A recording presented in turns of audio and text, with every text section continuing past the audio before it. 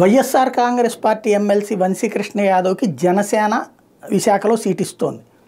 అదే సందర్భంలో తాజాగా చూసుకుంటే ఎర్రపెత్తనేనికి చెక్ పెట్టబోతున్నారు జంగా కృష్ణమూర్తి. ఈ మధ్య చాలాసార్లు ఆయన ముందు నాకు సీటు కావాలి అని చెప్పి అడగటం, ఎర్రపెత్తనేనికి సంబంధించినటువంటిది వచ్చి ప్రత్యేకించి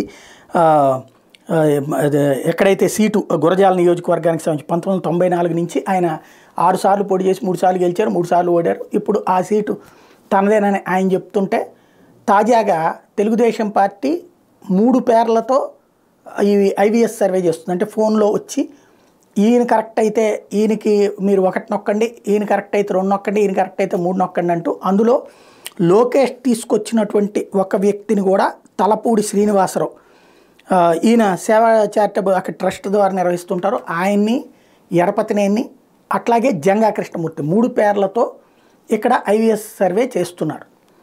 వాళ్ళల్లో ఎవరికైతే ఎక్కువ వస్తే వాళ్ళకి సీట్ ఇచ్చేటట్టు.